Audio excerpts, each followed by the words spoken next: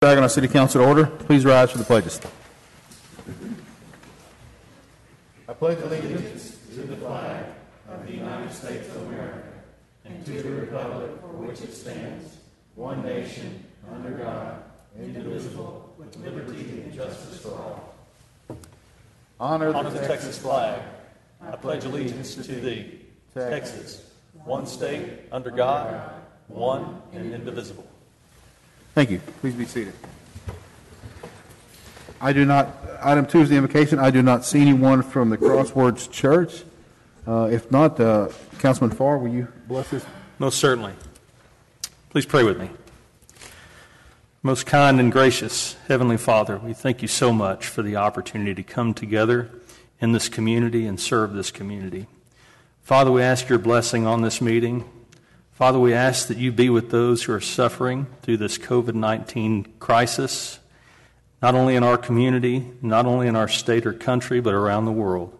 Father, we lift them up to you in prayer today. It's in Christ's name that we pray. Amen. Amen. Amen. Thank you, Patrick. You bet. Item number 3 is audience participation. That's covered on the screen. If there is a topic that is posted that you would like to speak about, please see our city secretary. And Susie is here filling in ably, our city secretary tonight, so welcome. Good to have you here. Also, I'd like to welcome folks that are watching online. I hope you can see and hear well. If you're watching online, please give us feedback. If you can hear us well or see us well, how the quality of the feed is. And as always, if you have any questions after the meeting, please contact the city manager and city staff, and they can answer all your questions. Moving forward, item number 4 is the consent agenda. A is action regarding minutes of July 7th. B is action regarding minutes of July 9th. C is action regarding interlocal agreement with Tarrant County for reconstruction and asphalt overlay of East McElroy. That is all the consent agenda. Any questions, comments? Yeah, Mayor, I'd like to pull 4C, please. 4C, okay. And then any question on A and B? And if not, I will entertain a motion on A and B. Mayor, make a motion to pass A and B. Charlie, second. All those in favor, raise your right hand. Those opposed? Let the record reflect we do have a quorum. We have a full house this evening. Item C is action regarding interlocal agreement with Tarrant County. For that, Director of Public Works, Rick Trice. Yes, sir, Mayor. We talked recently about currently we have a curb and gutter replacement going on East McElroy, and we're going to follow that with a pavement reconstruction of that. I think last council meeting we also hired a geotech firm to give us a pavement section. This is just the agreement with the county to get that done after the curb and gutter is complete. So be glad to answer any questions council member may have. I'm trying to get my iPad to cooperate. It doesn't want to. Reading through this agreement, I know that there's nothing in here addressing about having an inspection while this is going on. About what? About an inspection while this is being constructed.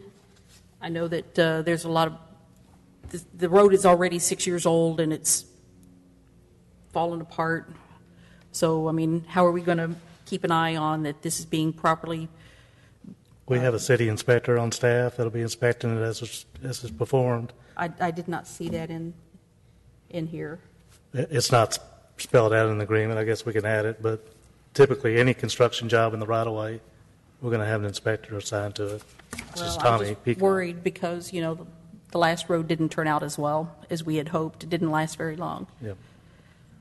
The second thing on... Mr. Mayor, Dolph reminded me the last work on East McElroy you referenced, that wasn't a reconstruction, that was just patches. So this is a full-depth reconstruction, which is why, this is great. It's like Jeopardy night, and we have engineers in the audience. They can answer. But that's why we're doing the geotech, to make sure the fix is more permanent than the previous work. I believe in 2014 it was a redo because that... It was not a reconstruction, it was a mill and overlay, is that correct? It's BR before Rick. I know there were lanes that were closed for quite a while. Sure. You know, big drop-offs from one section to another. That just doesn't sound like a patch to me from what I remember. So, you know, that's why I'm concerned. Yeah, this is a much bigger scope, and this is a much more comprehensive project, hence the steps getting there curb and this- gutter replacement, the Yeah. geotech, and then the full-depth reconstruction. But it wasn't a 2-week or couple of month thing. This went on for several months. That's why I was thinking, my memory was that this was a bigger thing Oh, than okay. just a patch. Yeah, again, that's a BG before Gabe as well. I think it was just a mill and overlay. Yeah. Yeah.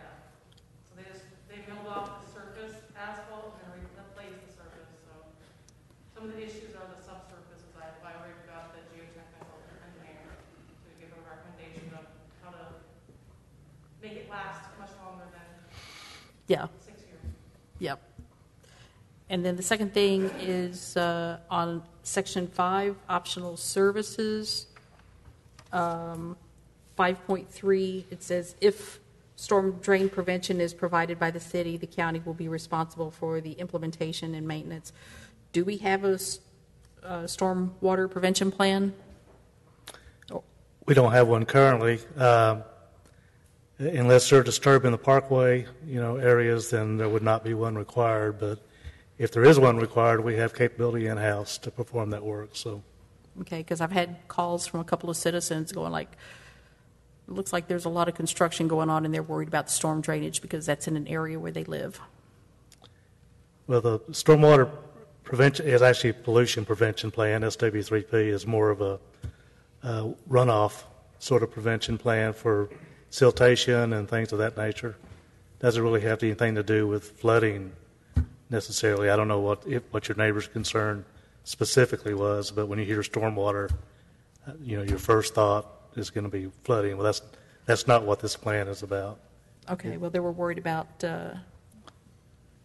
flooding and the runoff and where it was going to flood, if it was going to be away from that area. Well, if anything, the curb and gutter replacement along McElroy is going to dramatically improve drainage because those curbs were rolled back and we're giving no capacity in the street to carry runoff. So I don't anticipate that that's going to be an issue. But Okay, and then Section 6 talks about the time period for completion.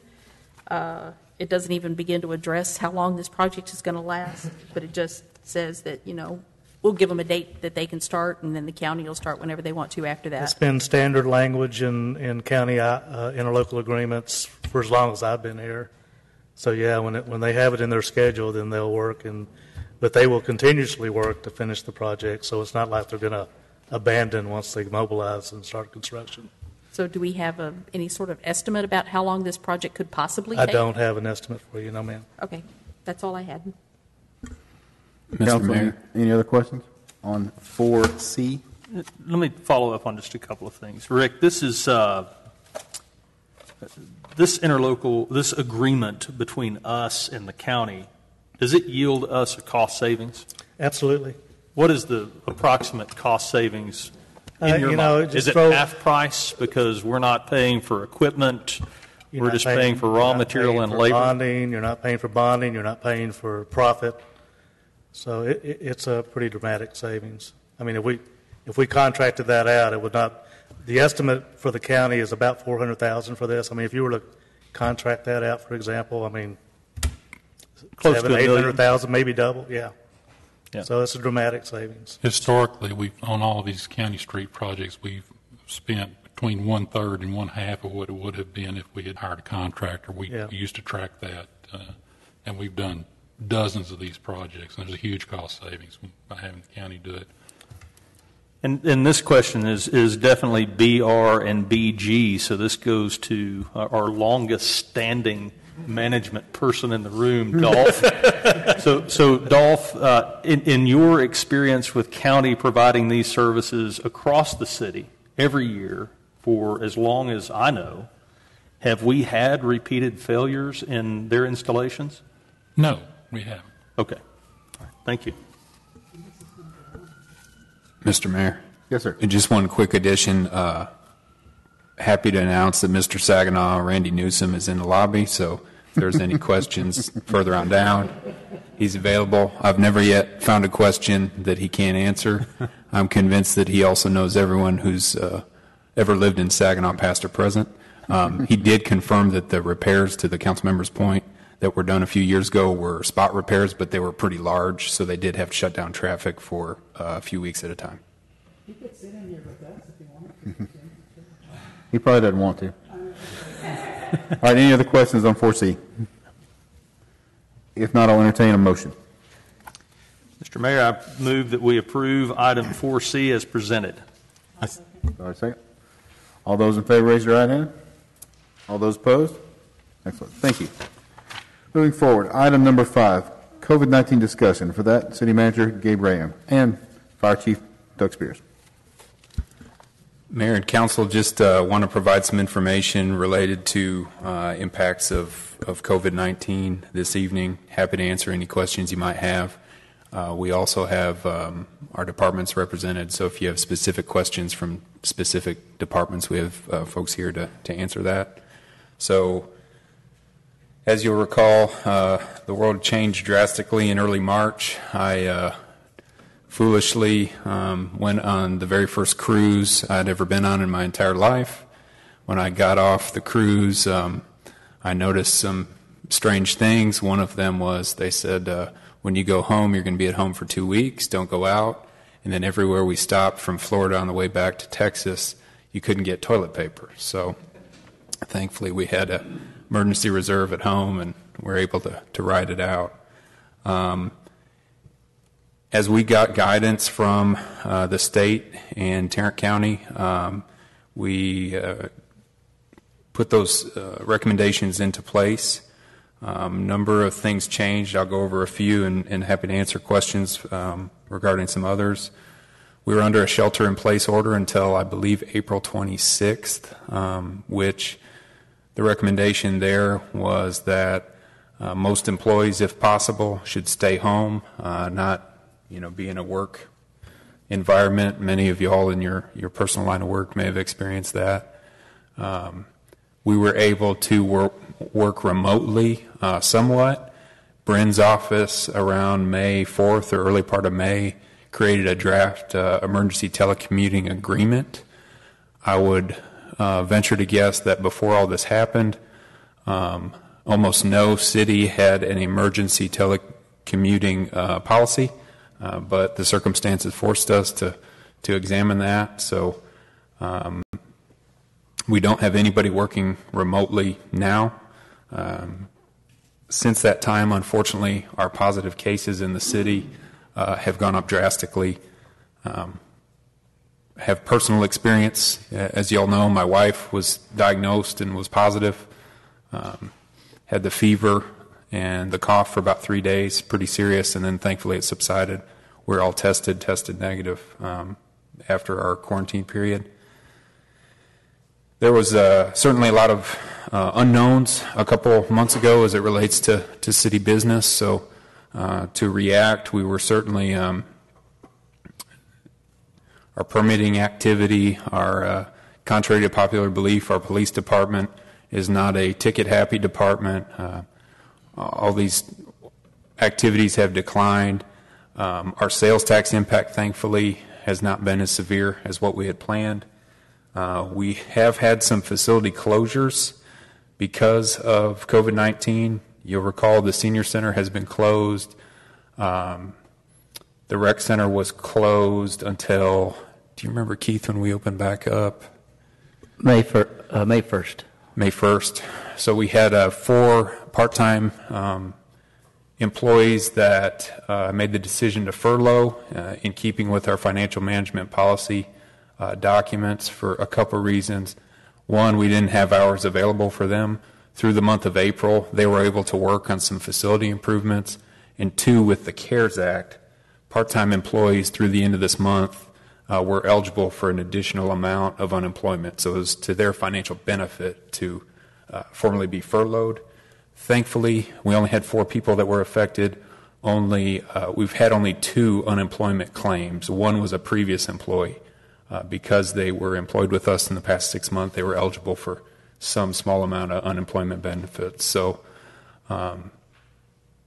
since that time, we've had 3 city staff infected and confirmed positive. So the protocol there is that they're home until a certain amount of time has passed or they have a negative test. And then everyone, and Doug can speak on the specifics, who's in direct contact with them has to quarantine as well. I know Councilmember Farr, for example, has been quarantined, and I've been quarantined, and again, following protocol.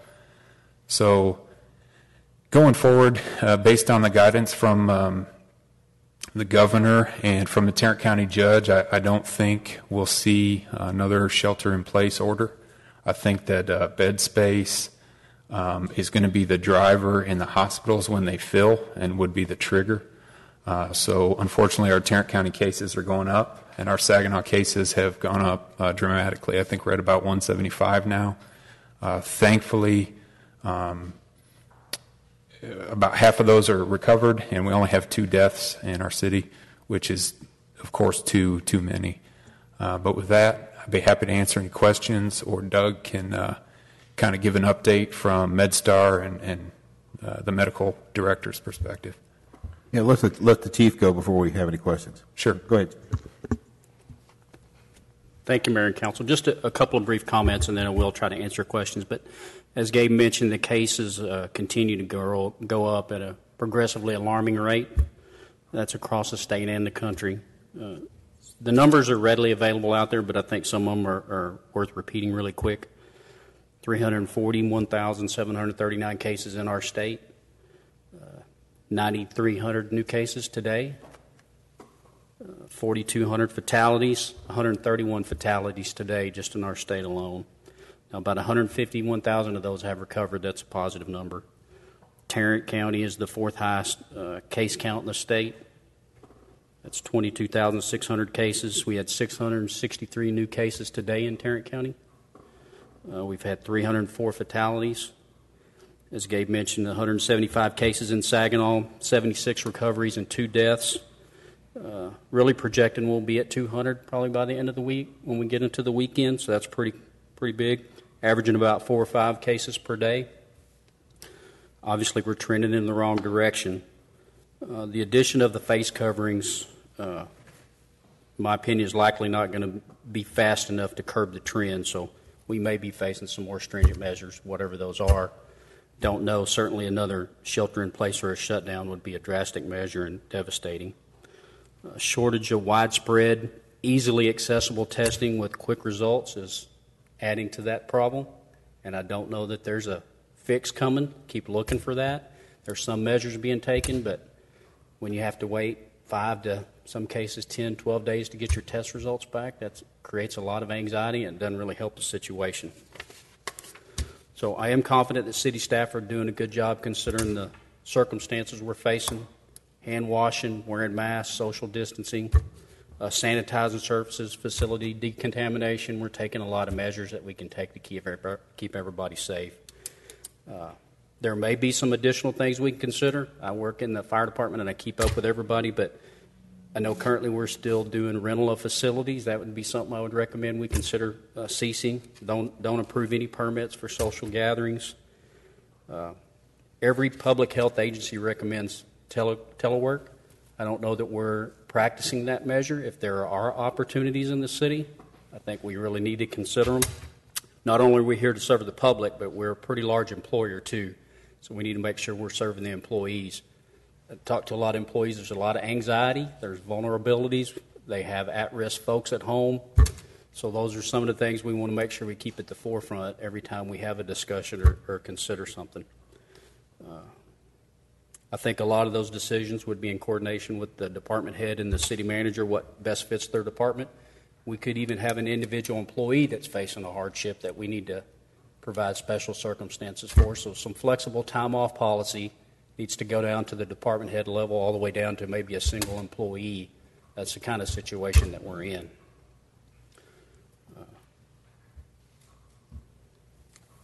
I'm under the impression that the consensus of the face coverings has removed everybody from harm and made them completely safe, and that's simply not accurate. That's another measure we take, but it's going to take quite some time before we get there. We were experiencing averaging a cardiac arrest call every day, it seemed, for a period. That slacked off a little bit in the last week, thankfully. So we are running a lot of medical calls, and some of those are folks are dying, not necessarily from the coronavirus, but they're scared to go to the hospital. In some cases, their financial situation may not let them get their medications filled, and that could be leading to that. So there are several impacts we unfortunately get to see in the fire department that most people don't experience. And we have people that are critical that do go to the hospital or they're dying, and their family member doesn't get to accompany them. They don't get to go in the hospital. In most cases, the fire department doesn't even go in the hospital, or the ambulance folks. They're transferring the patient right at the door.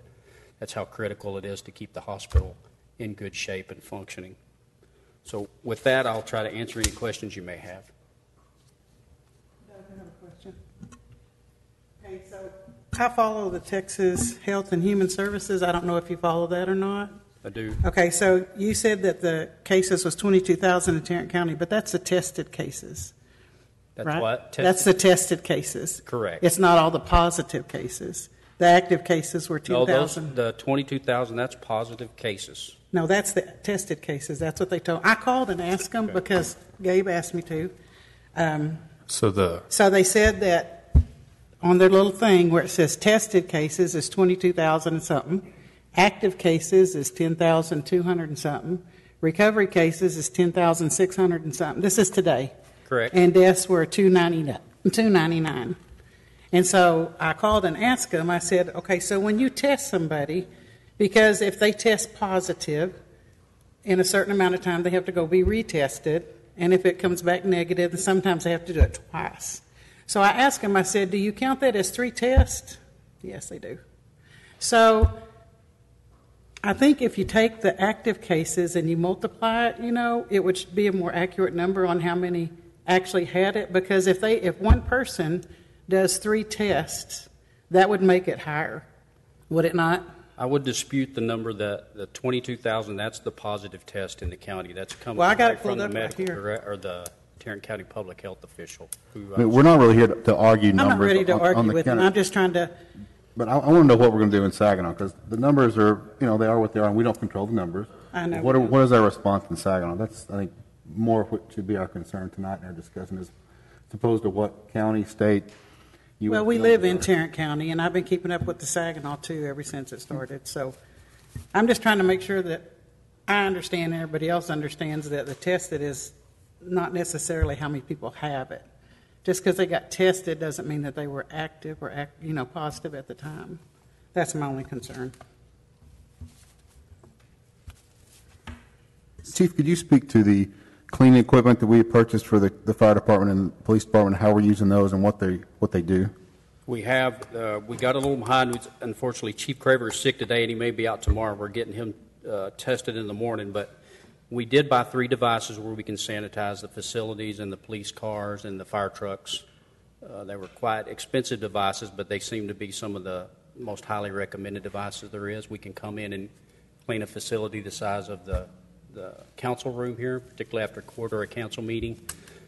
We're ramping up to do that on a more frequent basis and getting some people trained to do that. It takes a couple hours to do this size room, but we could knock out City Hall in an afternoon, or the library. We intend to hit all the city buildings and do that on a recurring basis. And that wipes out about 99, I forget the percentage, but it's 99.7, 99.8 of the hazard in the room. All surfaces, there's little test strips we'll put in, so we'll hide them in a corner under something, and it seems to do a really good job contaminating the whole room or cleaning the whole room.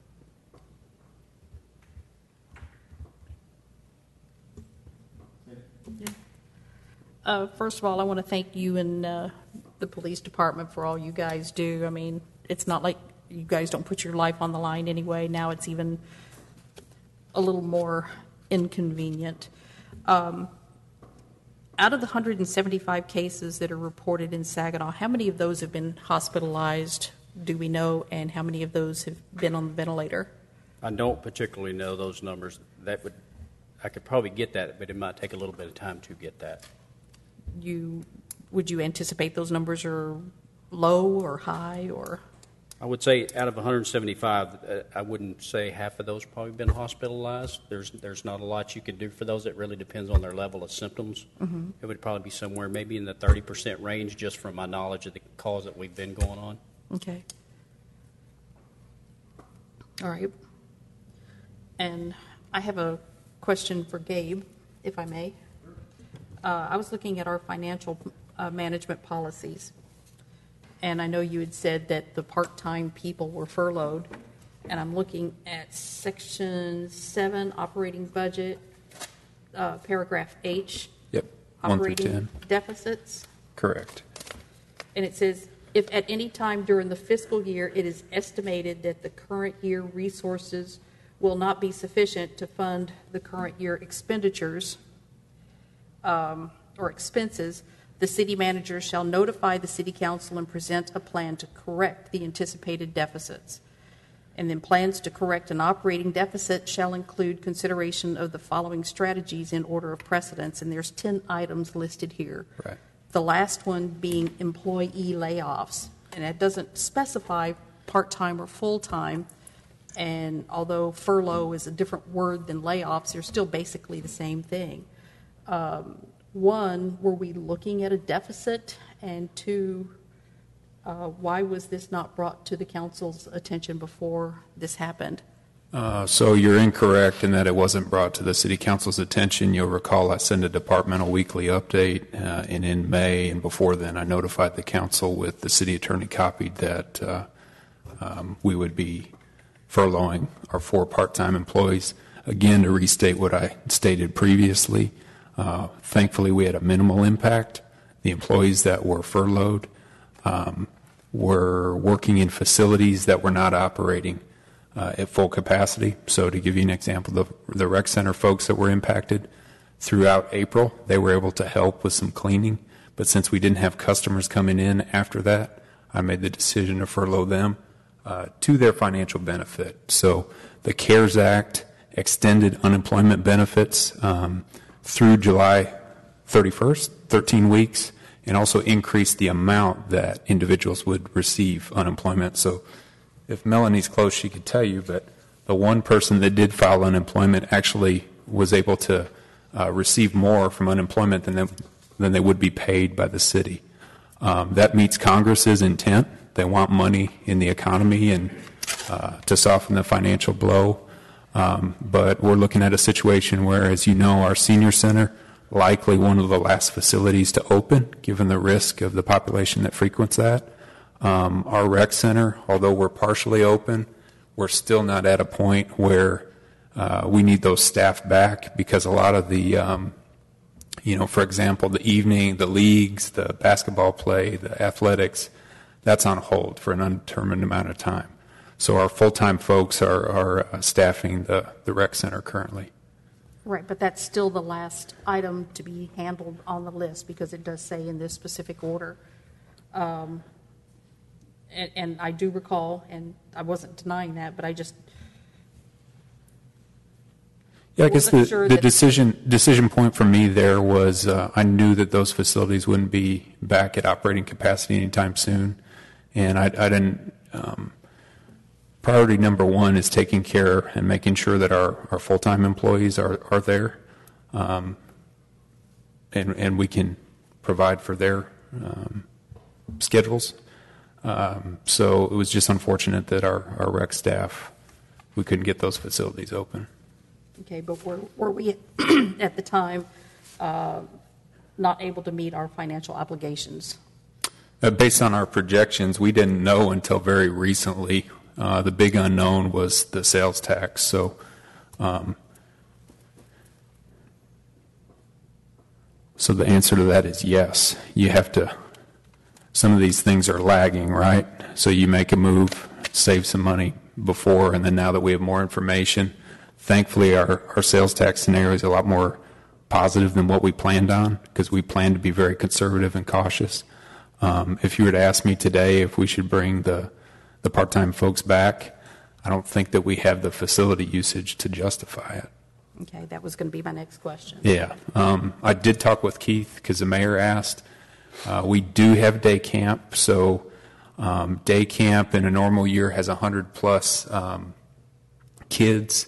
We were open and ready to take, did we have 75 spots? That's correct. We had 75 spots, and at the time of registration, or when we started camping, we had about 30, a little over 30. Yeah, that number, as it naturally does, has declined. I think we've got between 20 and 30 day campers now. Talked with Mayor Pro Tem, in light of what it sounds like the school district is moving towards with a virtual-only model of instruction until September. We're going to try to keep day camp going. I know some parents need to make use of that with their kids. The trigger for us will be if we have staff to keep going. So several of our day camp counselors are teachers, so they're going to have to go back to work, but we'll certainly try. Our classes are operating at 50% capacity. Some of the classes, if they're in a room, they can spread out and be social distance and maintain appropriate protocols. But a lot of our athletics and recreational leagues and that sort of thing, unfortunately, not going to come back anytime soon. Mm-hmm. I do think if we could keep it open, the kids can bring their Chromebooks or whatever, and they could actually do homework there at the rec center because they have to have headphones and a Chromebook or iPad or whatever the school gives them. And so that you might help out the citizens and some of the employees that work here if they have kids that need to do their schooling during the day through September 27th. Our big trick every year, and it works with the aquatic center also, is one of the reasons we'd love to stay open every day until Labor Day, and what gets us is the college students, and they go back when they go back to school, we lose our staff, and we have to have a minimum staffing level. Same thing for our summer camp. Take that. Thank you. There we go. Sorry. Thank you. Problem. I know I can. Yeah. Same thing for our summer camp. We have a number that are school teachers, and most of them are in this school district, but some of them are not. And like this, that's why we stay open until I think it's usually around the 7th or 10th, somewhere in that time every year, because we lose them. And then the rest of the ones are college kids, and they go off to college. Saying can we keep it open? Yeah, we'd love to, but it really depends on what we have. I know that for sure of the 6 camp counselors that we have, I know for a fact 2 of them are teachers, and they're going back on August the 7th. We were planning on having the camp open to a certain time, and they plan the rest of their year according to that. Right. So if we have camp counselors available, then sure, we might be able to do that. But if we don't, then we're putting. I wonder if maybe you could call the school or Dr. Chadwell and ask him. He might have some teachers that might be able to come by here and help you out a little bit. Because they're going to be sitting around in a classroom. A lot of them's not going to be able to do much. You know what I mean? Mm-hmm. It might be something to look into just to help everybody out, both sides, the kids mainly, so they don't lose all that education that they need. So I think our guidance is, if possible, we'll stay open. As best we can, we'll see what we can do to stay open as long as we can. And that's, I think, is our direction. So that sounds great. Other questions, Council? I have a few comments. Sure. First off, I love this mask up. So thanks, staff, for putting together a program that supports our businesses and getting masks in their hands so that they can stay as operational as they can. I do want to comment on Gabe's work at home. His monologue, I guess, at the very beginning here. There's a level of anxiety that I think all of us in certain generations, me being a Gen Xer, some of us up here are same Gen Xers, we expect people to show up and work. We expect them to be in their office. We expect them to sit at their desk. And I got to tell you, just having experienced in the last 3 months through other organizations, school districts that have adopted certain policies that seem to be working and allow people to work remotely, have allowed me to warm a little bit more to that. But I will say that what's important, it's kind of, I'd say, a 3-phased rule. First, we have to have an agreement in place that the employee agrees to certain things, which we've made that domino fall, right? Brent, if I'm not mistaken, you authored that agreement, and that agreement is in force and effect right now. Is that right? So employees now know what the rules are, okay? The second domino that must fall, and this is probably the most laborious part of this whole process, is that the management teams have to establish individual work programs for every individual human that reports to them. Not groups of humans, but each person has to have a work plan. And unfortunately, that manager has to stay on top of that work plan way more than they would ordinarily have to. Because normally when you're walking down the office, you can look in somebody's office or look to see if they're at their desk and they're pounding away at their computer, if they're playing solitaire, right? I mean, that's been my metric for a very long time. But when you have some individual work plan that's in place, that individual work plan then becomes the metric that the manager determines whether or not the person's doing their job, whether they're remote or sitting right across from them. So that's the second domino that needs to fall. And I just want to make this clear. I don't know that we've gone that far yet. You may have. But what I would like to see is that at least that step has been taken.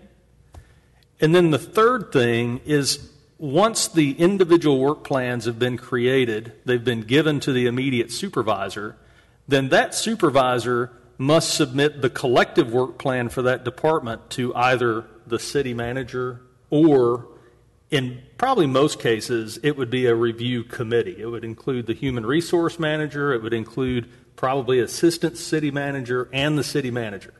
Those three individuals look at that department's work plan overall with the individual work plans, and they agree and sign off on them. And once that's in place, and the metrics are in place to determine whether or not somebody's doing their job sitting in their living room in their pajamas, I don't care what they wear when they're at their house. The only thing I care about is their job's getting done. So as long as we've got the agreement in place, and so long as we have an individual work plan for each employee, and each department has submitted their collective department plan to either the city manager or the committee, I think it's a good idea to telecommute as much as we can. It's unfair for those of us, and I'm looking straight at Chief Spears, and I'm looking straight at Chief Howe. Your officers and your firefighters cannot telecommute. That's not possible. I mean, you can't answer calls via Skype, right? And you cannot put out fires via the internet. Is that right? So we do have folks working in the city that are frontline human beings. And guys, this goes beyond police and fire department. Our sewer crews, our public works guys that are working every day, fixing meters, fixing sewer repairs, all kinds of things that expose them. They can't telecommute. If it doesn't make sense for them to telecommute, then they just can't telecommute. But if it does make sense for them to telecommute, let them.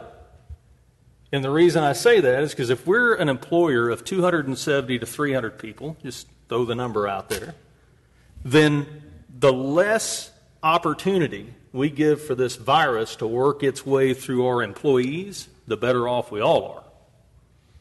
So as long as we're setting the policies and procedures in place to make sure that people are doing what they're being paid to do with the tax dollars that we collect, then I'm fine with telecommuting.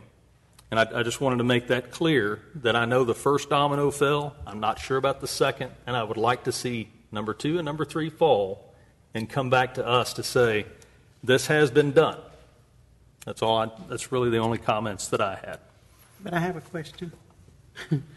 All of our employees don't have city iPads or whatever to work on. So that's going to be an added expense that Gabe's trying to save money, so we're going to have to provide that also. We've ordered how many new? I know we've ordered new laptops, right? How many? Yeah, I think all of our, and that's something I didn't mention, so all of our directors have access to be able to, thankfully, you'll recall a couple years ago we did an IT assessment that outlined some punch list items of things to work on. So thankfully, a lot of our enterprise software systems are cloud or web-based. So if you can Yes. get to a computer or a smartphone, you have access. Not there 100%. Are we going to have to buy laptops for every city employee? Absolutely not. How can you put city business on a regular iPhone though, or something? That's not fair to the city. We don't, but we have employees that have city-issued phones, and then we also have like loaner laptops. But most of those are directors, aren't they? Yeah, I would say most of them are directors.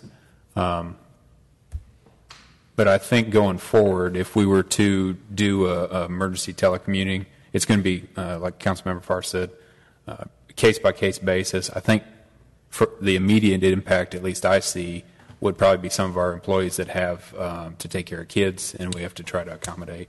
Well, see there, that's what the rec center's good for. Yeah, and that may help if we can keep that going. And then my second question is, when we do do this by whatever, iPad, phone, whatever, is that going to guarantee that the employees are at home? Because my thing is, right now, the public can't get to most of our employees except for fire, police, public works.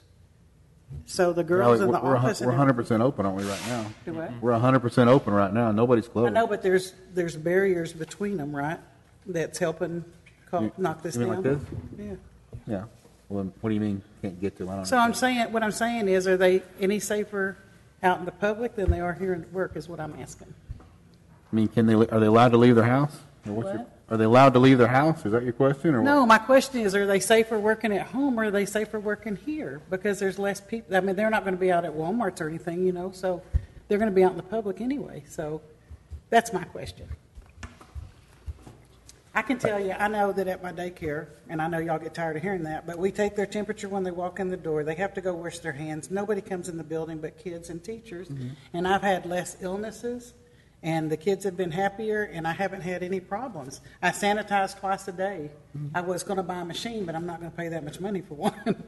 And so that's what I'm saying. If we're doing all the things that we're doing, wearing masks, sanitizing the machines, and we're keeping public to a minimum, we shouldn't have to do that unless it's a dire emergency. I mean, where we are today, we're open today.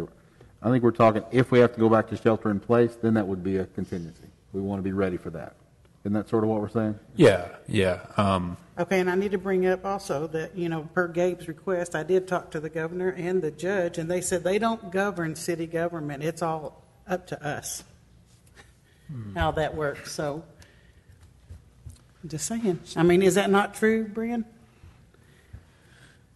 Well, so if you're asking who runs the city, The governor and Judge Whitley's office, both Rachel, the liaison, said that they don't govern city government. They No. can't tell us to shut down. They can't tell us to send our employees home. That's up to the council and the mayor. that's correct. That's correct. It's essential service, essentially under the governor's emergency declaration orders. Okay. Thank you. Just, I got a note from a friend. Once upon a time, passing notes was frowned upon, but this time it's okay.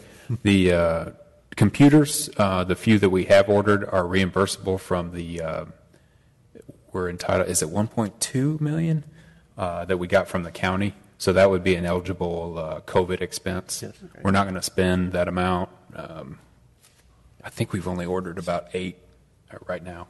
But thankfully, that doesn't have an impact.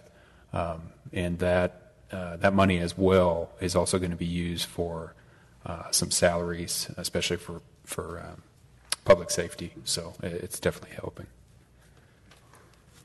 So I'm not sure if I know that the questions were global, but what I envision in terms of the individual work plan is the individual work plan not only outlines what the individual is going to be doing, but it should outline what that individual specifically needs to work remotely. And that allows the committee to evaluate whether or not that need is valid or invalid. And if it is valid, then I know, just as you just mentioned, there are monetary resources available to the city, and I didn't realize it was over $1 million. But I know that money is there for us to address this very specific need. So if the work plan says the person needs a computer and the resources there, and we can create an environment where we are reducing the number of times in which people come in contact with each other, sign me up. So we've talked a lot about where we are and what we've done in the past. I'd like to talk a little about future and potential scenarios. And one thing that keeps me up at night is, what if, knock on wood, we get hit hard in the police department or the fire department? If we lose numerous officers, what are our options? If we lose 5 firefighters or 5 police officers, what are our options to maintain our level of service? And either one of you gentlemen can jump in with what our steps would be in that terrible scenario. Well, for both departments, that's a very real scenario. So for the fire department, I've had certainly talks with the Fort Worth fire chief. And when we had our little scenario, not knowing how many people we may have to take out, it could be something as simple as putting a Fort Worth fire truck in one of our fire stations. He's willing to do that. Or if we had to staff them both for a while, we're willing to do that. Cooperation with other departments outside of Fort Worth. We're going to have firemen in the fire station to answer the calls is the bottom line. The fire department, much like the police community, we're going to get the job done with the resources, and we share everything. So for us, Fort Worth is our insurance policy. Our relationship with the Fort Worth Fire Department's evolved to such a level that it's just a phone call to get whatever we need, whenever we need it, for however long we need it. So that's real valuable. But if we came down to a scenario where we're really struggling, that is our solution. Okay. Now, obviously, they're a big department, and they could have some big impacts themselves.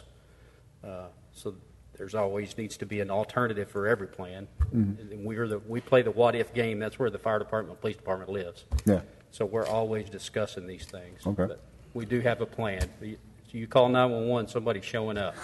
That's good. What about police, Chief?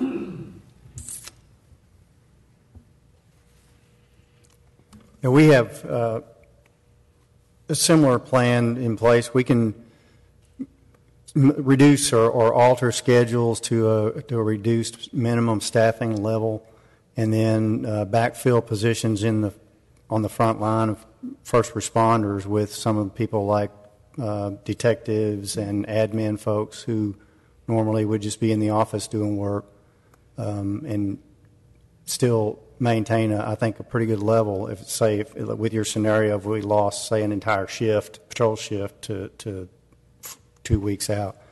And that's kind of what we did during the shutdown, was we reduced the minimum staffing and tried to spread people out. We altered a lot of schedules, trying to spread people out where they weren't together there at the same time necessarily, or interacting personally with other employees all the time like we normally would. And of course, if it really got critical, we have in place some local agreements with Fort Worth and Tarrant County, some of the other smaller cities around, to respond in emergencies. Okay. Thank you. No, good. That's great. Council, other questions? Yeah, quick question. Oh, Cindy. Is there anything that the CERT and CPA organizations can do to help you guys out? I know they're volunteers, but... There's not a lot of needs that we have or areas where they could really assist us right now. If we had certainly a big event or something like that, they stay at the ready to help us out whenever we have something. But right now it's more of a keep your distance, keep everybody as safe as possible. We try to keep the fire station locked down and limit our interaction outside the fire station unless it's an emergency or something that's really prevalent, needs to be handled. So there, in the fire department, there's not a lot of needs that we have right now where they could help us out. Council, other questions? Anything else? Well, thanks for the update. I appreciate it. Good work. All right, moving forward to item number 6. Consideration action regarding Resolution 2020-17, directing the Finance Director to calculate the voter approval tax rate in a manner provided to the Special Taxing Unit. For that, Finance Director Kim Quinn. Thank you, Mayor, City Council. If you recall, back in April, we talked about the changes to tax rate calculations, and this is just, as we discussed, an option for us to calculate the voter-approved tax rate at 8% instead of 3.5%. Again, if you recall, we have that option because of the declaration, the emergency declaration. Otherwise, it would be calculated at 3.5%. So this is not going to commit you to any particular tax rate. It's just the tax rate that I will calculate and publish could be at the 8% instead of the 3.5% increase. Questions, council? Kim, can you confirm the target that our game plan shoots for revenue this year is at $10,185,000 for both general fund and debt service? Do you have enough information back from TAD to determine where that percentage lies? We should have the certified values the end of this week. Because of the delay, I really don't have a good feel for where we're going to end up. This is the one year where I don't have a lot of information that I usually have by now from TAD and Tarrant Appraisal District on collection rates and things like that. But it is, I believe, the city manager's intent, and the proposed budget would not go anywhere near 8%. I mean, right now what we're looking at is we're in pretty good shape. But I can't tell you specifically the dollar amount based on that plan. So the reason I'm asking is, isn't the option available to us as a small city also that we can do the $500,000? It is, and that was an option that I described, but because of issuing the certificates of obligation, we won't be able to make the accelerated timeline that would be required to do the de minimis this year. I see. So that's not an option this year, but in future years it definitely would be.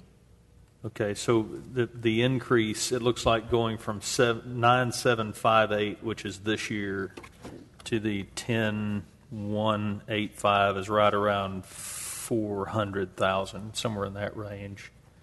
And so to generate that kind of revenue increase, you're thinking that it would be less than 8, but more than 3.5, somewhere in there. At this point, I would say I don't even think it's going to be 3.5. Oh, really? Really. But again, I don't know. Don't hold Kim to this.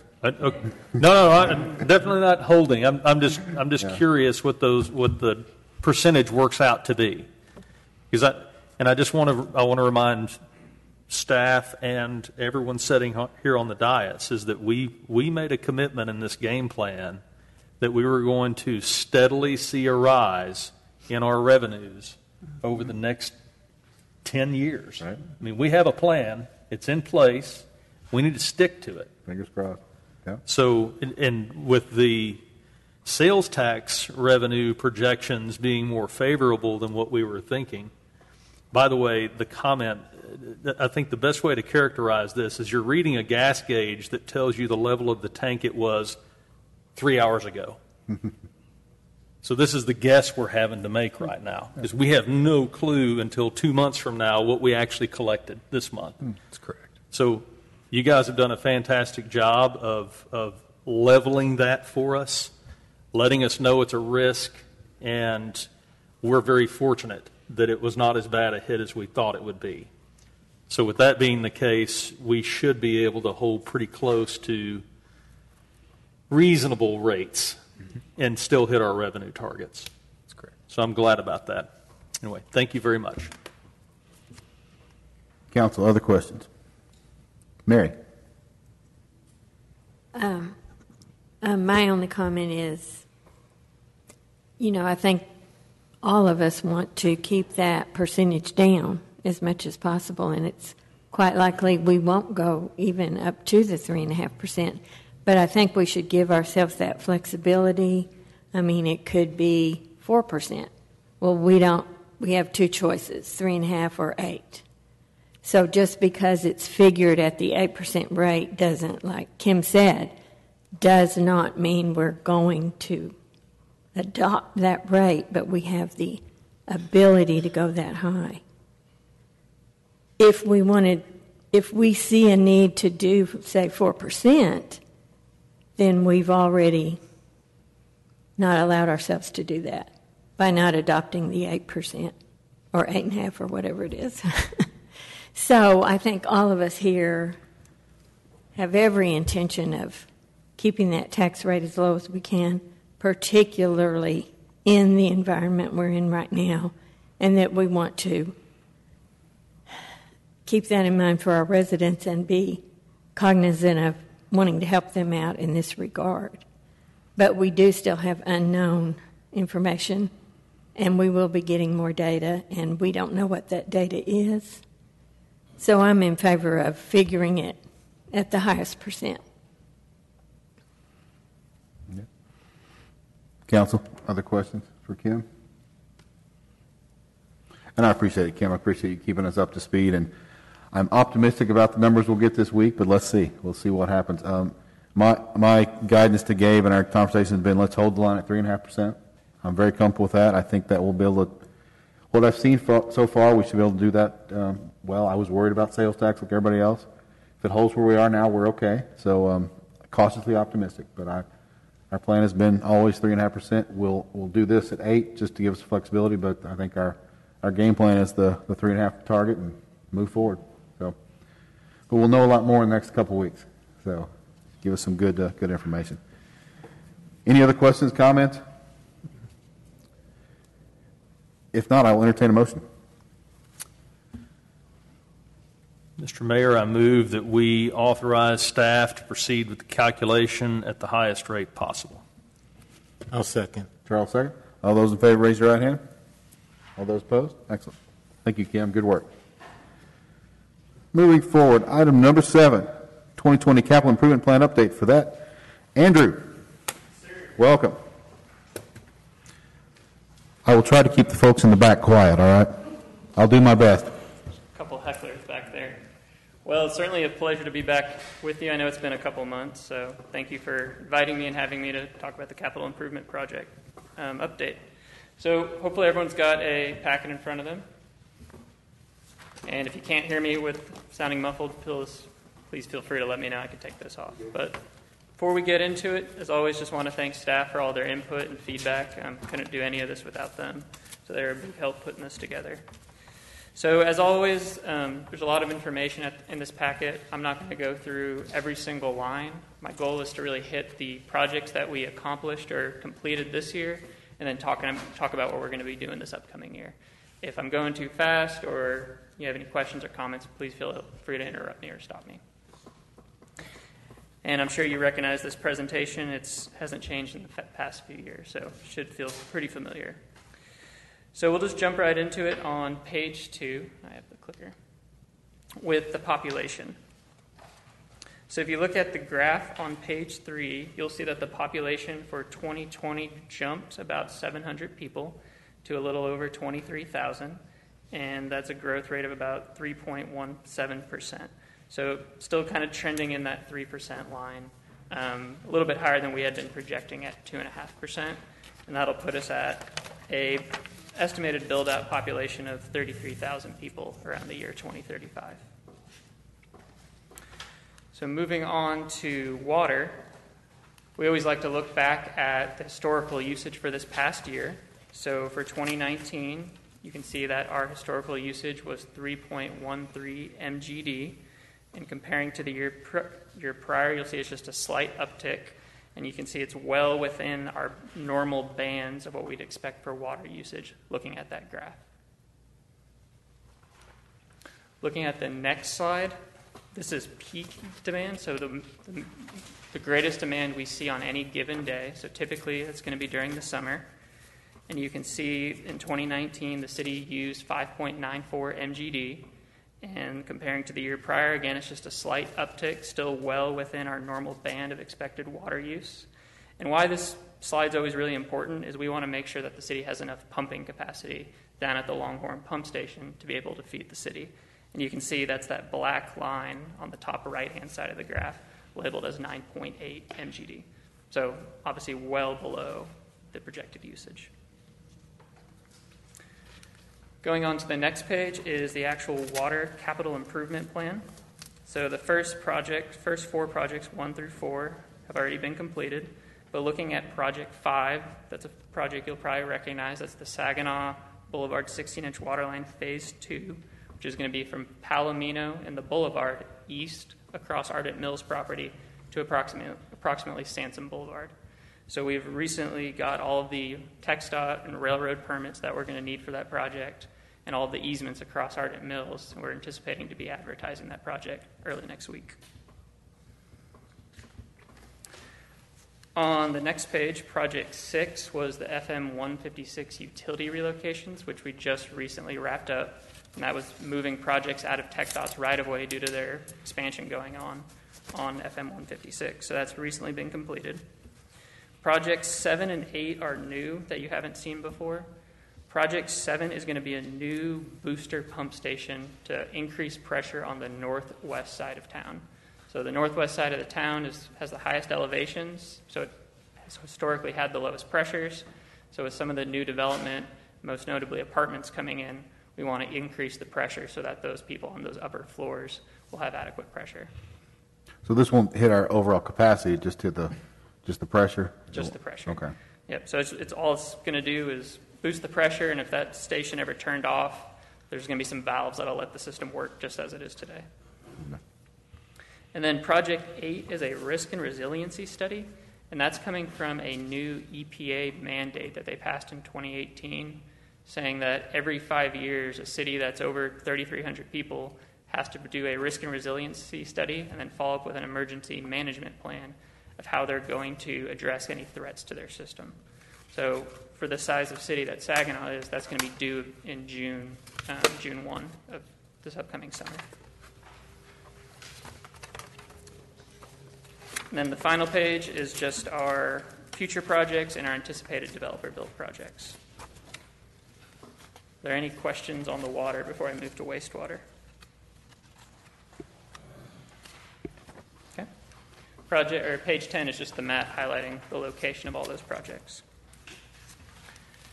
So on page 12, for the historical wastewater usage, you can see in the table that the city used 2.66 MGD on average in 2019, which is a slight downtick from the year prior.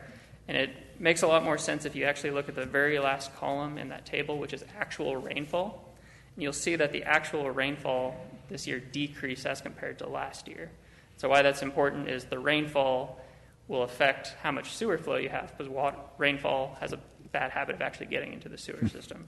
So when rainfall goes down, we typically expect that sewer will also go down. On page 13 for the wastewater CIP,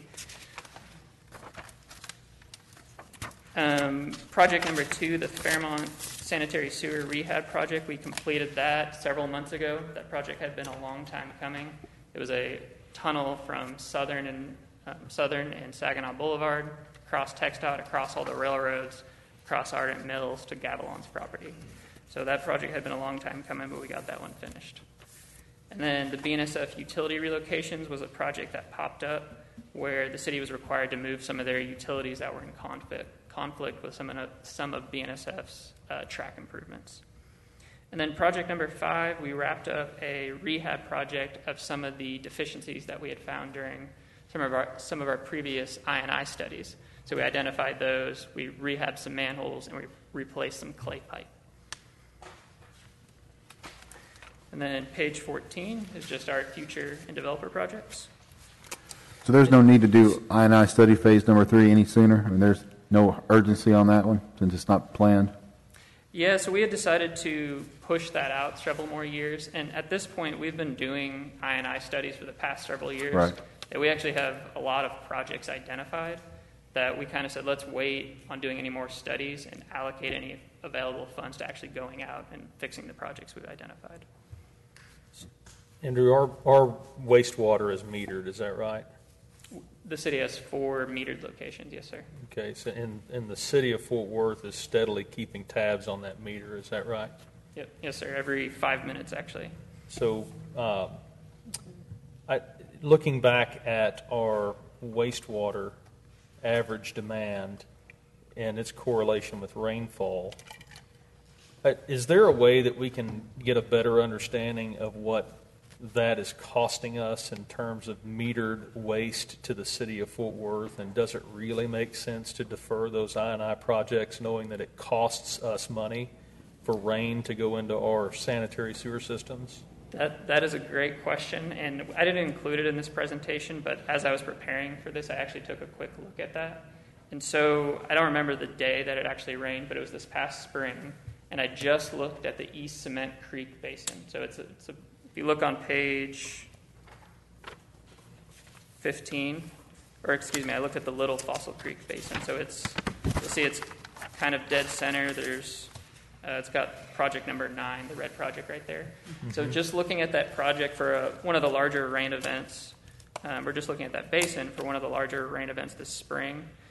I roughly calculated that storm cost the city about $5,000 of excess waste that got into the sewer for that one storm in that one basin. So again, I just have to understand this. Why would we be postponing projects that would plug that hole? It's a great question. I mean, it just seems to me that plugging that hole is very important. How much is an I&I study? What do those run?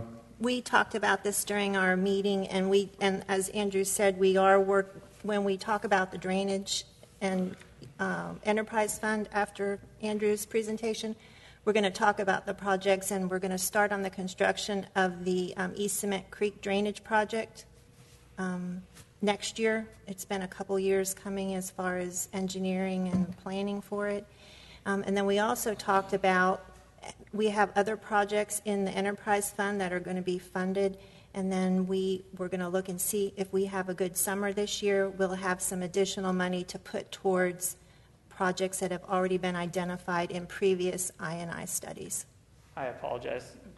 Thank you for jogging my memory. We did discuss that if funds do become available, lining up some more of those projects to plug those holes. So part of the study is identifying, I mean, currently we're able to map every manhole in the city, right? We know every manhole that's in the city. And do we have an idea of who the culprit manholes are in the city at this point? I mean, we got a pretty good idea which ones are taking on water and which ones aren't. We do, and we've been focusing our I&I studies on the southern, kind of the older part of the city, just because typically age is obviously going to play a factor, but a lot of those sewer pipes were constructed with clay pipe as opposed to the more modern plastic PVC pipe. And so they just have a bad habit of cracking and allowing a lot of water in. So because we've focused our I&I studies there, we've got a really good idea of which pipes and which manholes need to be fixed. I might add, council member, if I could, that the public sewer system is just a part of that I&I problem. I mean, it's a large part, but private sewer services are a big culprit also. And we've done smoke tests in older neighborhoods and smoke tests where you can see where the leaks are. The smoke will actually migrate through the ground, and you would be amazed at how much I&I occurs with the sewer services also. So just part of the fix we're talking about with this project. Yeah, I see where you're coming from. It's probably the public sewer system probably represents between 70 and 80% of the problem. I'd say that's. Would you say that's fair? Fair. But is there a way, once we get our house clean, let's say our house is clean, and we determine that there is a number of violators that could be not private residences, but industries that are here in the city, landholders like apartments that may be causing that sort of problem. There has to be a way that we can encourage these landowners and private sewer system owners to get their house in order. What is the common practice? To be quite honest, there really is no common practice of encouraging private owners to fix their sewer system. So one of the typical ways we'll test for inflow is with, as Rick mentioned, a smoke test. We actually pump non-toxic smoke into the sewer system, and it'll come out everywhere where there's, a hole. And so if anyone's plugged their gutter system into their sewer lateral, you'll see smoke coming off the top of their house. And so those will be really easy violators to have them remedy. But in terms of someone's just got a leaky pipe coming from their house into the city sewer system, there really is no, way to really test. You could test for it, you could run a camera up it, but in terms of having them actually fix it, I don't know if it's an enforceable action to have them fix that. I would say the only time that they would be fixed if they had a sewer collapse, with their line, and the plumber would, of course, replace that service. But the only other incentive would be like our business improvement grants. I mean, if you were to entice people to upgrade their sewer, if we did smoke tests or I&I studies in a neighborhood that's determined that we had particularly bad inflow in the services, then maybe we could provide some sort of incentive program to replace those services. Didn't they do that once? Didn't y'all do that smoke test once? We did several years ago, yeah. Mayor, one of the things we've done in the past in regards to the private service lines, and this was quite a while ago after some of the smoke testing we've done, is, of course, public education is important. And one of the major contributors we found in past studies is that people have clean-out caps missing up next to the house, so you have an inflow of water there. And as we identified those are pretty cheap. We were able to go to the homeowner and say, here, put this cap on. So it's small, but it helps. It brings attention to the problem. So they're right. There's always going to be an issue there, and I think somewhere around 20% inflow is probably a good number from what I've seen in studies from the past. So, but it's really about public education and doing what you can to help to bring it to people's attention and let them know the cost of the impact of that water getting into the system. It drives the cost of their bills because we have to pay to treat that water. Okay. Thank you, Andrew. Appreciate it. So I'll go ahead and pick up on drainage on page 17. So on the drainage side, we've got one project going on, which is the East Cement Creek improvements. So that project has been slightly delayed, which you may have seen in our monthly updates. So there's Atmos and Encore lines, which we have discovered are in the way of our proposed channel. So we're still working with them on getting them out of the way. And as part of that process, we're having to acquire some easements. So we're currently working on the appraisal and working on acquiring those easements. So still targeting a September advertisement, hopefully, if everything goes well with the franchise utilities. So you'll notice that we've pushed Phase 3 construction to the following fiscal year. And so right now we're just proposing to do Phase 2. So as Kim mentioned, due to funding, which I'm sure you'll elaborate on during your presentation, we're just going to do Phase 2 for this fiscal year. I have a question. Yep.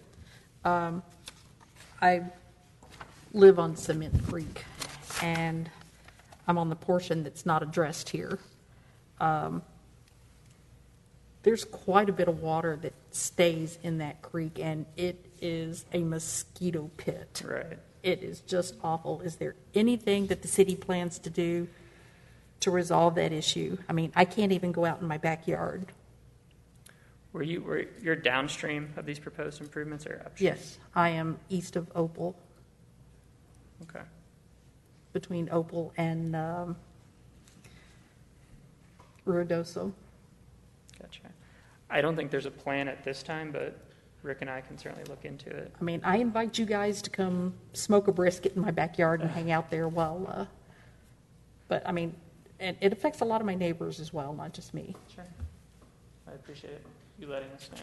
I think one of the issues on the unimproved section, or the section that still still needs to be improved, is that our crews have a very difficult time of getting into the channel to perform maintenance. So the grades are so shallow and flat that it just takes a branch to create puddles or ponds. So we want to get a good grade on the channel, and we want to have accessibility so we can get in there and regularly maintain those.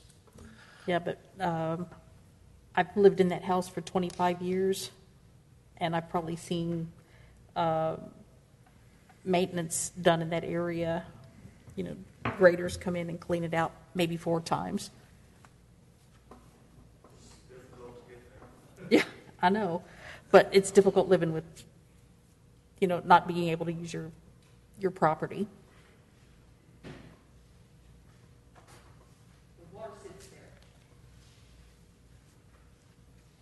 Okay, we'll take a look at it for future projects. All right, so moving on to community facilities on page 20. So we're continuing our ADA transition plan work. We're currently working on Phase 3A, which is our first phase of evaluating the intersections for compliance. So we'll have that completed by the end of this fiscal year, and then we'll roll right into 3B, which is the second part of evaluating the remaining intersections in the city. And then phases 4A and 4B have been pushed to the following fiscal year, where we'll continue to work on those. You'll also notice that Project 2, land purchase for new facilities, that has obviously been completed. And then Project 3, which is the central fire station, which is obviously ongoing, and the costs are listed there.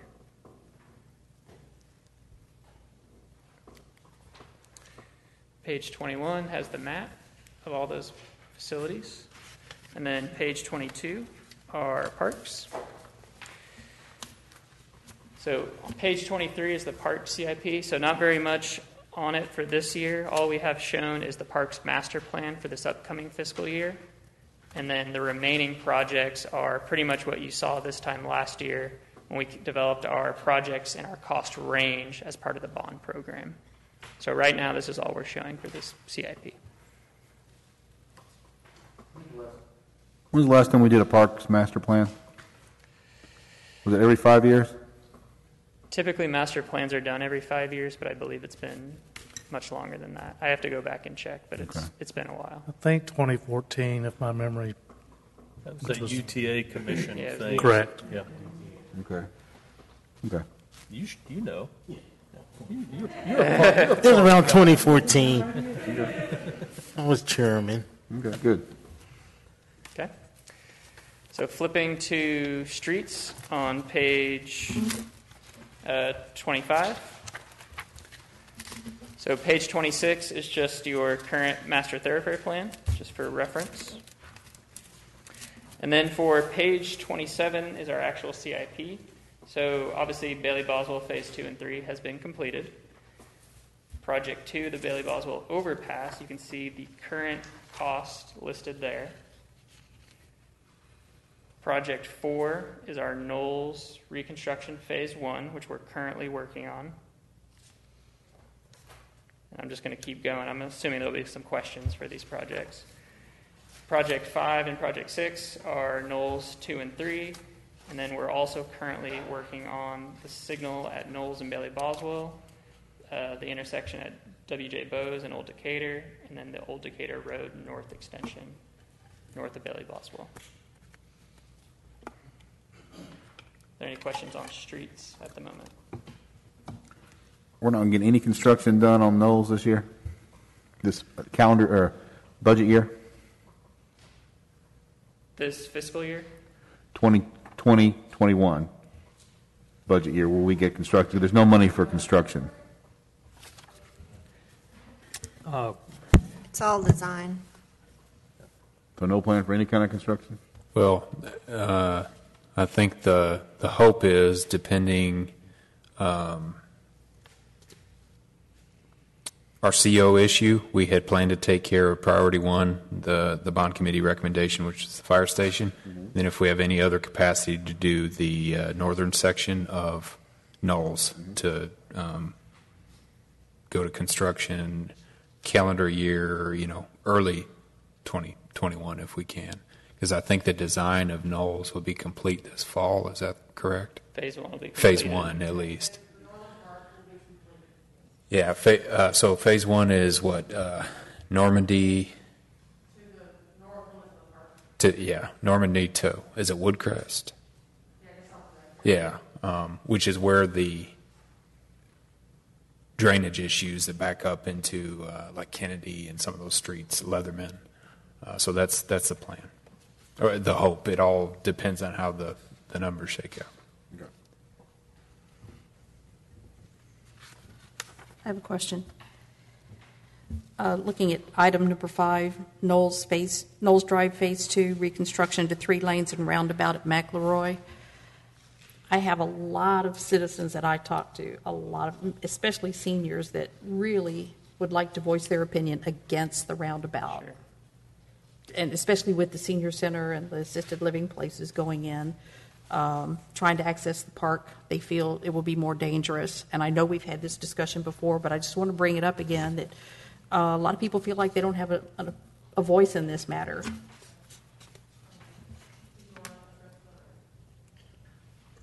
Yeah, we have talked internally, at least between staff and Kimley Horn.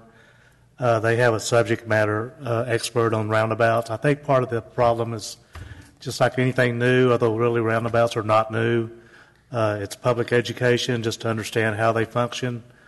The great things for a roundabout, from my perspective, is that you don't put them out of service when you hit a light pole. So I mean, they're highly efficient. They're less costly over time to operate. There are a lot of good reasons to consider a roundabout. That's going to be staff's recommendation, but we want to make council and the public comfortable with the installation and the concepts of a roundabout. So I understand your concerns. I mean, they're new. First time I drove one, I was in Grand Cayman, and I was driving on the left side of the road, doing a roundabout with a standard. So that was my trial by fire. But I think once you get used to them, you love them. So I hope that's how we end up as a community. But I understand your concerns. Well, I've driven them several times. I was stationed over in Europe for 2 months. I drove them several times a day, through several of them several times a day. Like you, I enjoy them. I think they're great. But I also understand the concerns of these people. They're not opposed to roundabouts per se. They're just concerned about the location of this roundabout so close to residential areas. And cars not actually stopping, slowing down. And, I understand senior citizens. I'm one of them myself. Just don't move as fast as we used to. And the other day I was going down Park West, and some car came zipping past me. He had to be going 60 miles an hour, and he passed me on the right and just blasted right through the stop sign. And I've heard lots of people talking about how bad drivers are, and this scares them to death. And they just don't feel like they have a voice. I think some of those concerns would be the same, whether that would be a four-way stop or a signalized intersection. I mean, you can't control. I'm just saying they don't have a behavior. voice. They feel like they don't have a voice. Well, I think we are going to bring in our national expert on roundabouts to do a workshop with the council. We're going to do it in August. We may have to push it because of the number of cases and having to travel from Atlanta.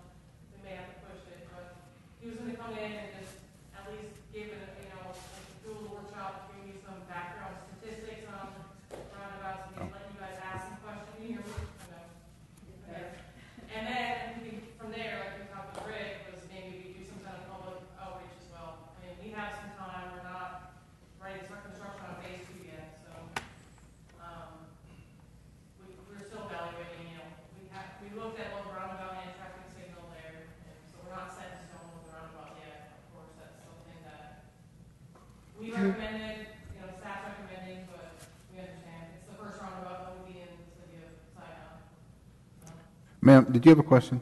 Were you raising your hand?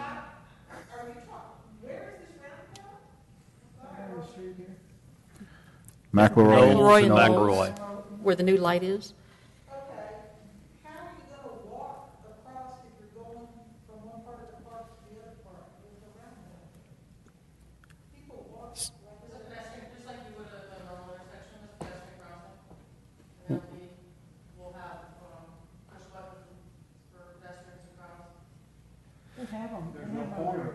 So I'll tell you, I have the constituents that have reached out to me have been numerous, and I'll count probably 50 off the top of my head. And of the 50, I'd say that 40 of them are in favor of the roundabout, but only if there is a pedestrian bridge built to connect the north and south sides of the park. So there is a lot of anxiety built around the flow and circulation of traffic, because a lot of people, they're not excited about a 20,000 car count here on McElroy, which development suggests we're going to be there before long. They don't like that to begin with. But in order to facilitate that many cars moving through those two collectors, really the only viable option to move those cars through there during peak hours, with schools opening, that sort of thing, is a roundabout. I mean, there's no doubt that that's the only way to move them through there efficiently, but there is also a significant concern that if we do not connect the North and South Park with an uninterrupted or unimpeded, safe way to traverse, which would be a pedestrian bridge, I don't think you're going to get anybody to warm up to that roundabout. I'm just telling you. That's the feeling, that's the sentiment that I'm getting. Understood. And I think the 3 lanes, the multiple lanes there is a great idea. There's no opposition to that. And like you, Patrick, I mean, I have a percentage and a high number of people. The percentage against it's higher than what you have.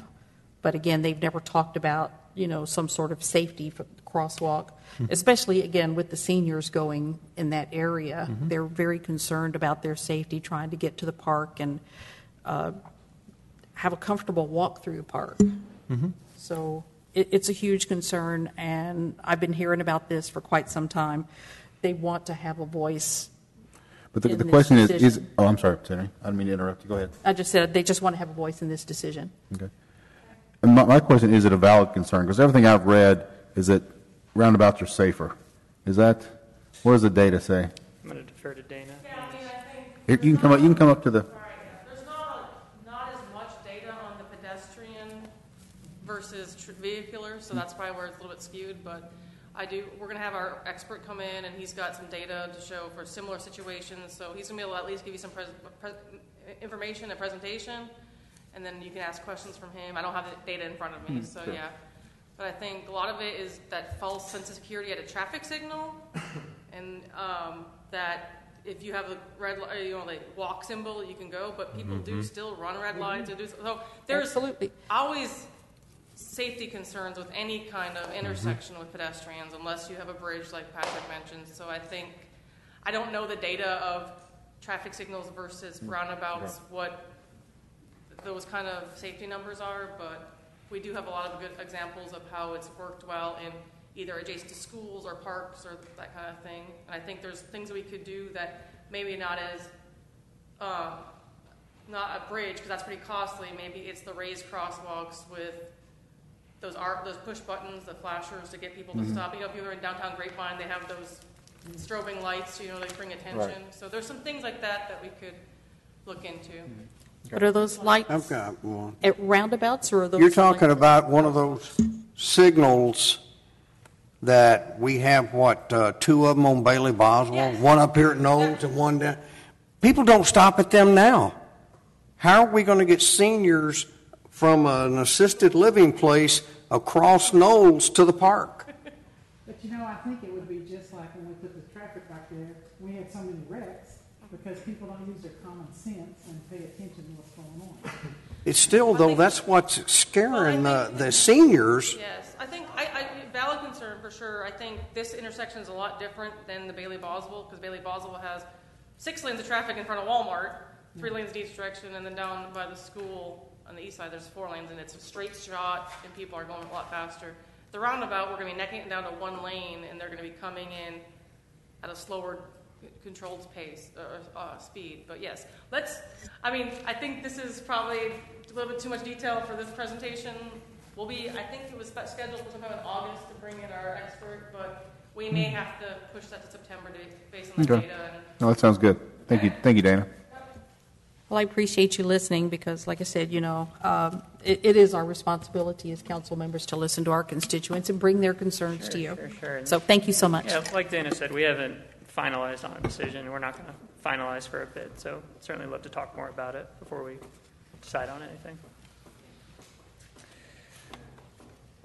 Well, that's really the end of the presentation because I'm at the end of streets, which is the last subject matter. So, out with a bang, Andrew. You did good. Any other questions for Andrew? Yeah, if you have any other questions on the rest of the presentation, I'd be happy to. Anything else? Well, I know Kim's got something, so I'll get out of the way then. Thank you, sir. Thank you. Appreciate it.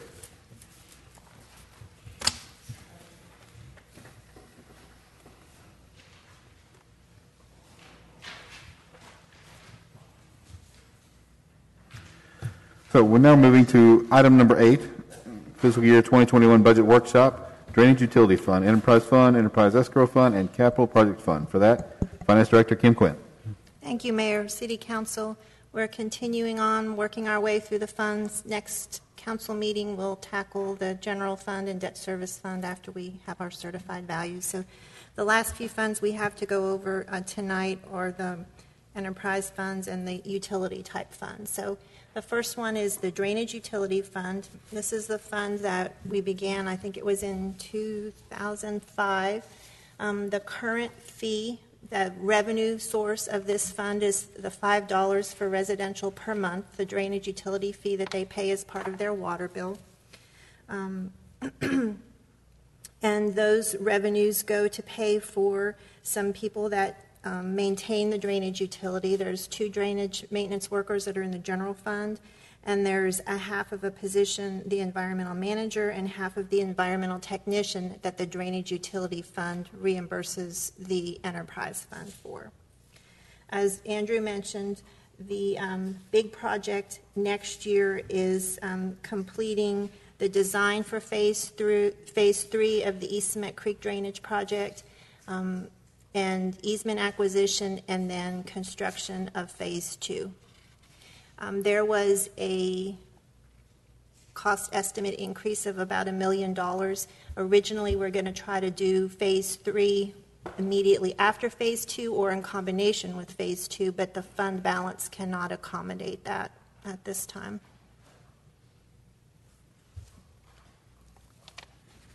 Are there any questions regarding drainage utility?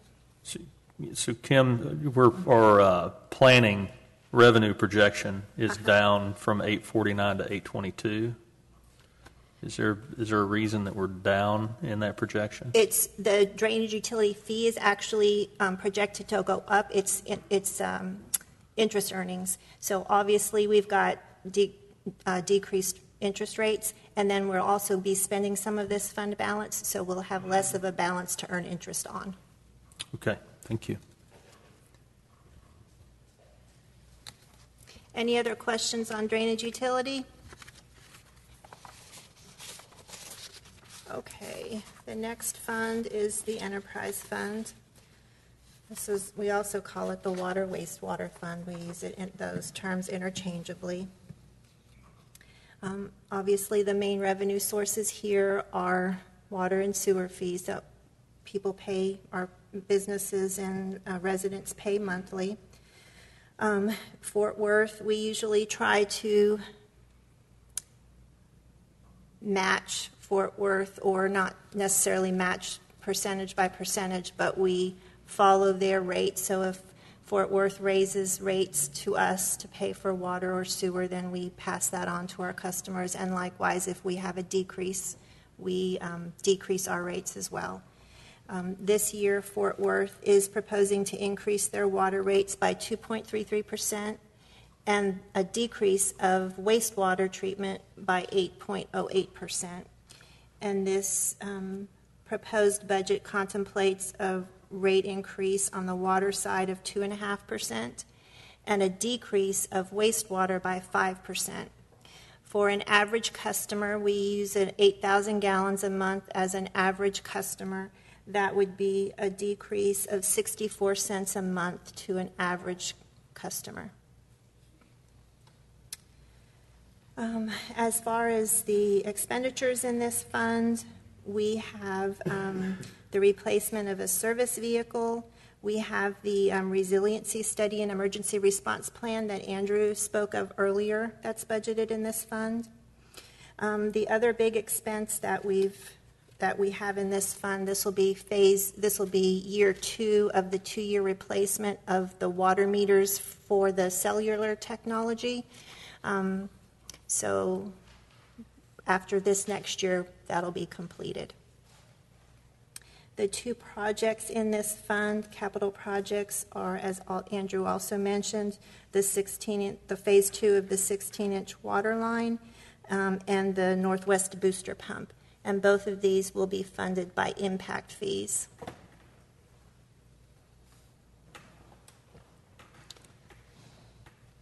Are there any questions about enterprise fund. Kim, on the revenue side, it looks like on both our water sales and wastewater, our revenue is greater than what we had anticipated.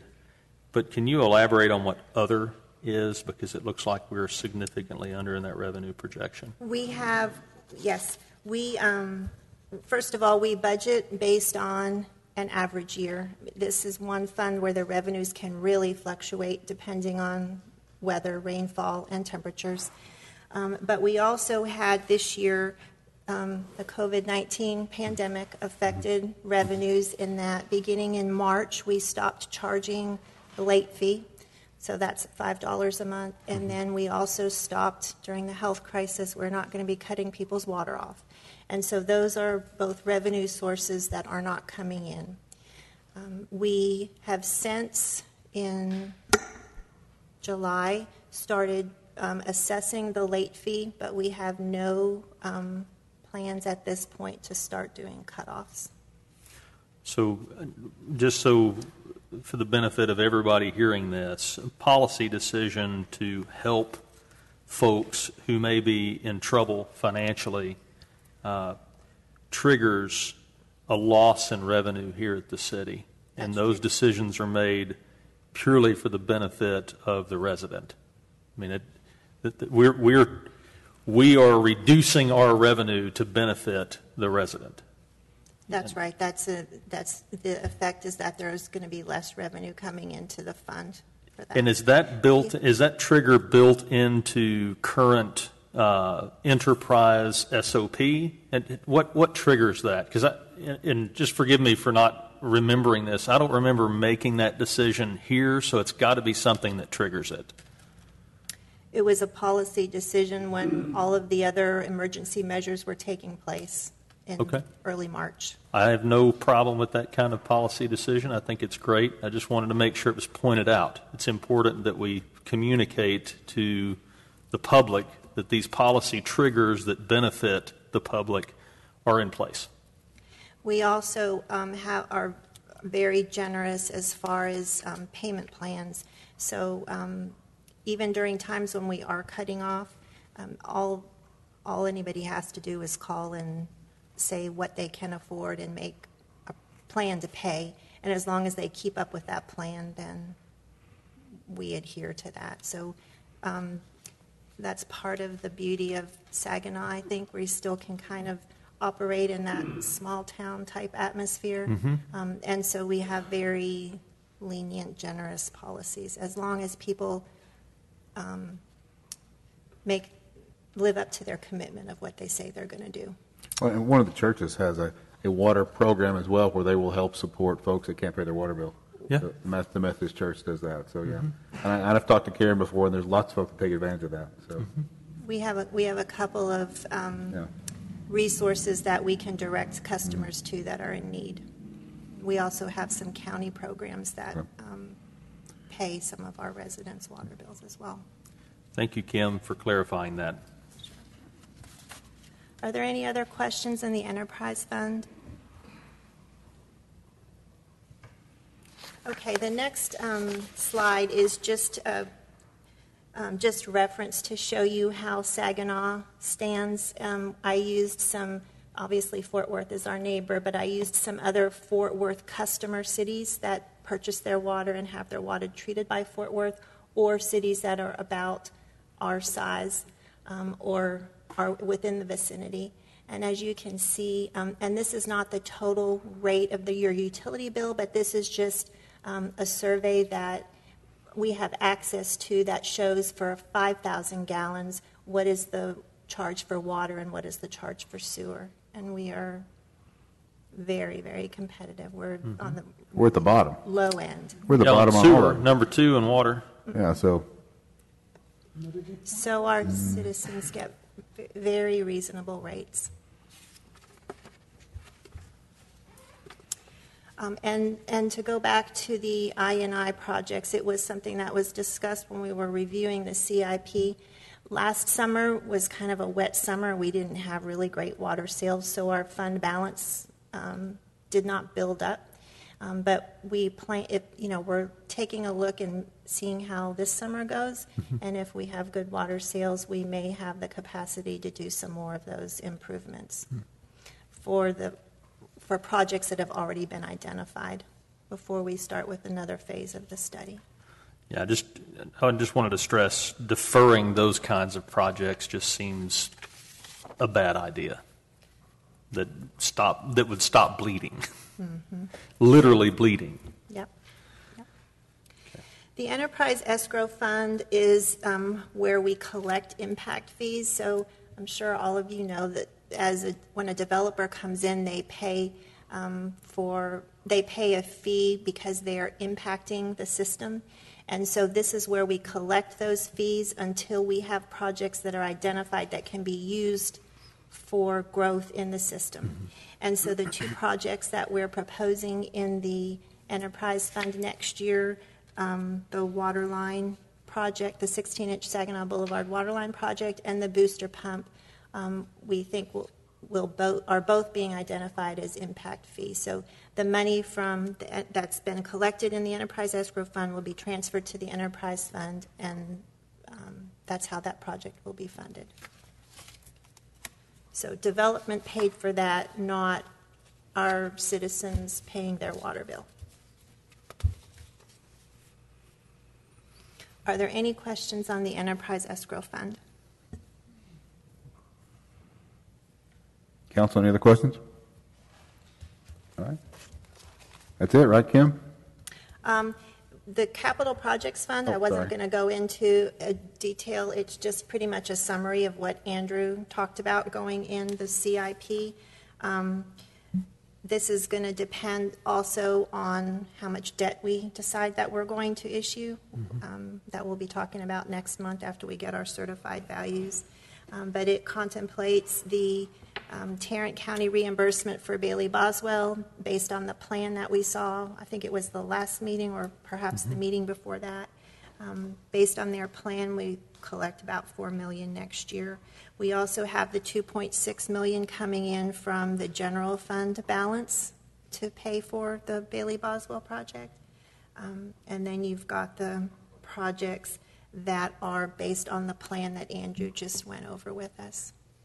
In the current year estimate, the 1920 estimate, those projects are projects that were either funded with the $2 million in tax notes that we sold last year, but we actually got started on this year, and then the interim fund, some of the projects that we had the interim funding for, the $8.5 million that we started spending and to be reimbursed for the COs that we're about to sell.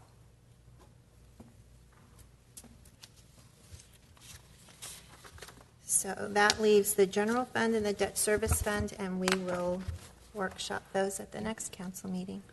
Any questions? Any questions? You're taking notes, ma'am. You have any questions? And if you want copies of these slides, we'll happily send them to you. I don't want you to take all your notes. We'll send you these slides. I'll send you anything you want. It's just not approved yet, but you can take a look at it if you want. Give Kim or Gabe your email, and they'll send them to you. They're also on the website. Oh, there you go. Kim's always way ahead of me. All right. So moving forward, item number 9. Item number 9 at 7:43. We're in executive session pursuant to Texas Government Code 551.071 and 551.087. We will return to adjourn.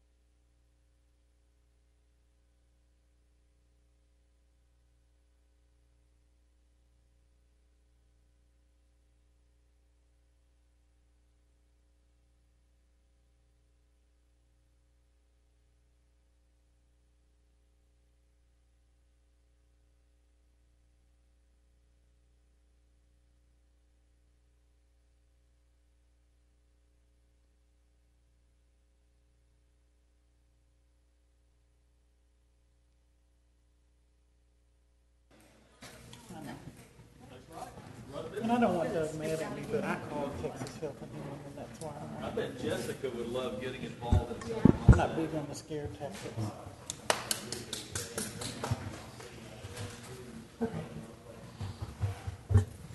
You need a motion to adjourn? At 8:19, we return back from executive session. I'll motion to adjourn. Move to adjourn. Susie, you get that? Valerie, there. All those in favor? At 8:19, we adjourn. Everybody turn off their...